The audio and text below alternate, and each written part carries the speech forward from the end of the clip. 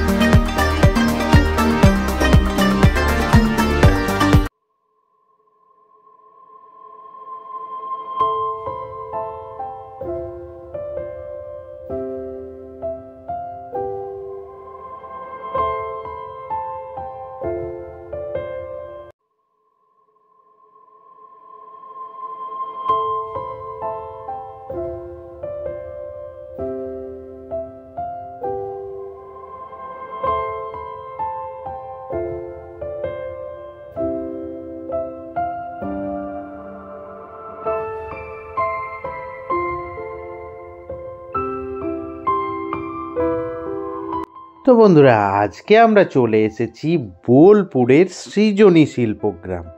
আশা করি নামটা অনেকেই শুনেছো অ্যান্ড অনেকেই এসেছো। যারা যারা এসেছো তারা কিন্তু কমেন্ট করতে ভুলবে না।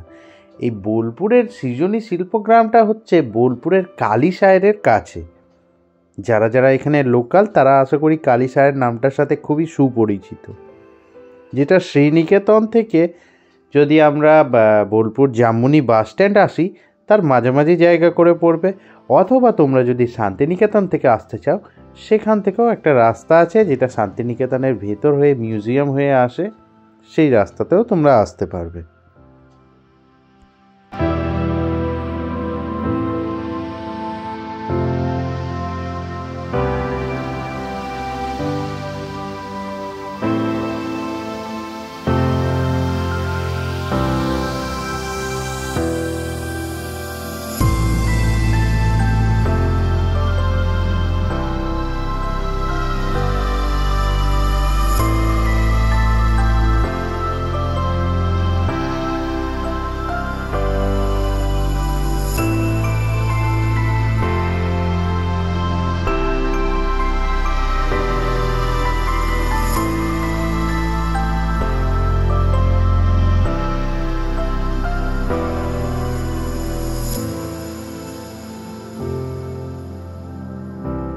তো বন্ধুরা, সৃজনী শিল্পগ্রামে সত্যি শিল্পে ভরা, মানে সবারই হাতের কাজ, হ্যান্ডক্রাফটের জিনিস সব কিছু রয়েছে, সুন্দর সুন্দর হ্যান্ডক্রাফটের জিনিস।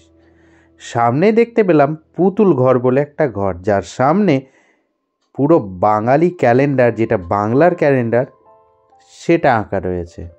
অ্যান্ড বন্ধুরা, ভেতরে তোমরা দেখতে পাচ্ছ পুতুল ঘরের ভেতরটাতে সব পুতুলে ভরা। এই পুতুলগুলো সব হাতের তৈরি।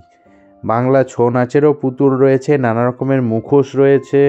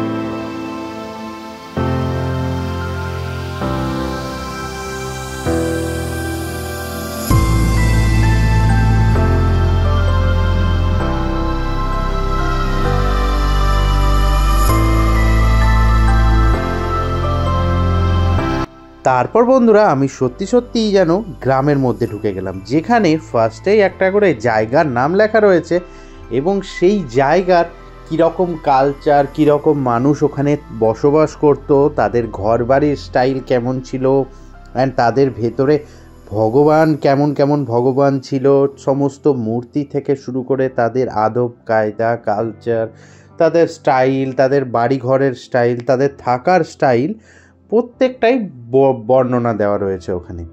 ফার্স্টে ঢোকার সময় এখানে যেমন দেখতে পেলাম একটা পালকি, আমাদের আগেকার কালচার যেমন ছিল পালকিতে করে কনে বউ যেত বিয়ের পর।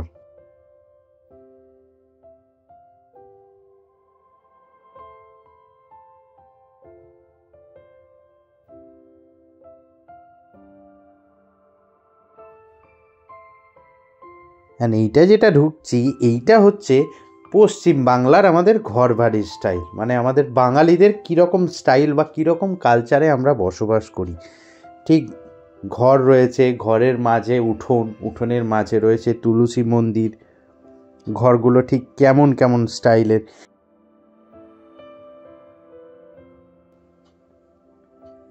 এইখানে যেমন মা দুর্গা, শিব, আর নিচে মাদুর পাতা রয়েছে মেঝের মধ্যে, অ্যান্ড বাঙালিদের যা যা কালচার সমস্ত কিছু, শঙ্খ রয়েছে ওখানে। এখানে যেমন গরুর গাড়ির চাকা রয়েছে তোমরা দেখতে পাচ্ছ, এবং গরুর গাড়ির চাকার ওপর নানা রকমের ছবি আঁকা রয়েছে।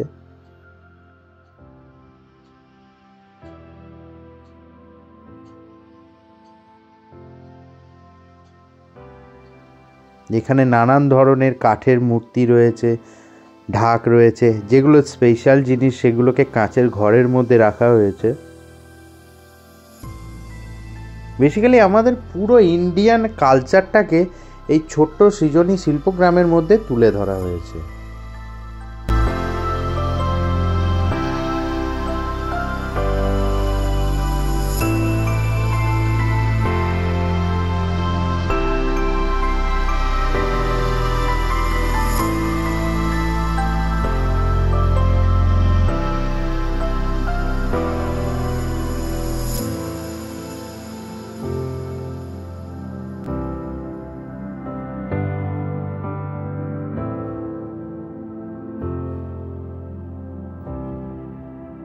বেসিক্যালি আমি একটা জিনিস বুঝতে পারলাম, এই সৃজনী শিল্পগ্রামের মধ্যে ইন্ডিয়ান কালচার, মানে আমাদের পুরো ভারতে যত রকমের কালচার বা যত রকমের মানুষ বসবাস করে সবারই কালচারটাকে তুলে ধরা হয়েছে।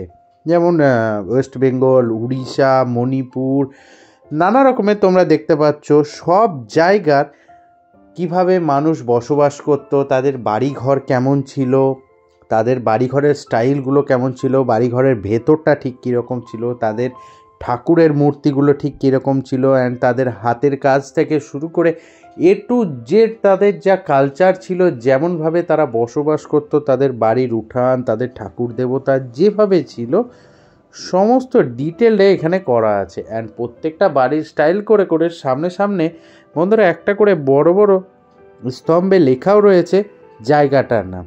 কোনো জায়গা হয়তো উড়িষ্যা, মণিপুর, পশ্চিমবঙ্গ, তোমরা দেখতে পাচ্ছ সেই আমার ভিডিওর মধ্যে সেই জায়গাগুলোও আমি এখানে তুলে নিয়েছি, যে আমি কোন জায়গার বাড়িঘরটা দেখাচ্ছি।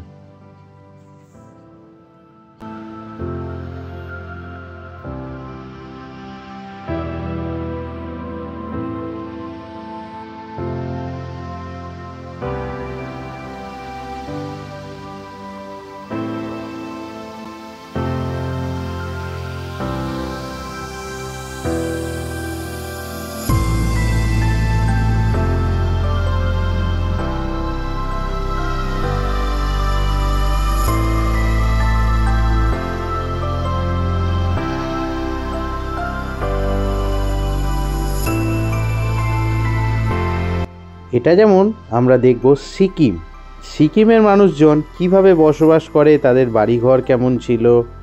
তোমরা দেখতেই পাচ্ছ প্রত্যেকটা জায়গার আমি ঢুকে ঢুকে দেখাচ্ছি কী রকম কালচারটা ছিল তাদের।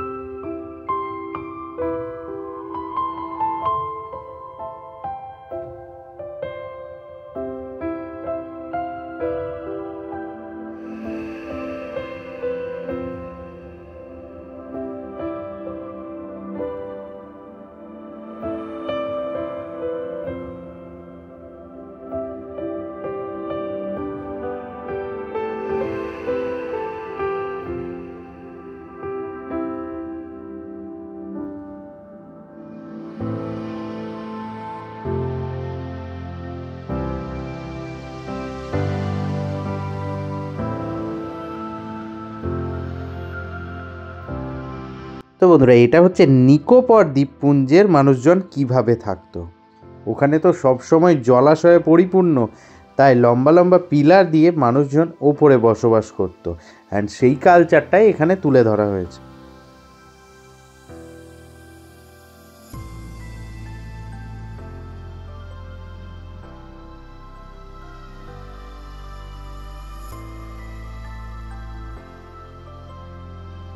ভেতরটায় তোমরা দেখতে পাচ্ছ ওদের সমস্ত কালচারের জিনিসপত্র রয়েছে, ওদের অস্ত্রশস্ত্র, ওদের দেবতা সবারই ছবি রয়েছে। এগুলো সত্যি অসাধারণ হাতের কারুকার্য। বেসিক্যালি আমি ওখানে শুনছিলাম কেউ কেউ কথা বলছিল, যেখানে জায়গার কালচার নিয়ে কথা হয়েছে সেখান থেকে জিনিসপত্র নিয়ে এসে এখানে একটা মিউজিয়াম মতো করা হয়েছে।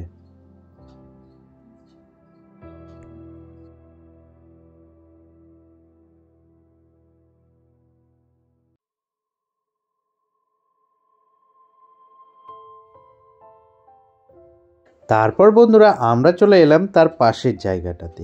সেখানেও দেখলাম বড় মাঠের মধ্যে অসাধারণ সব মূর্তি সাজানো রয়েছে। সত্যি জায়গাটা যেমন অসাধারণ, আর এখানের এক একটা জিনিস জাস্ট কোনো কথা হবে না, দারুণ কাজ এগুলো।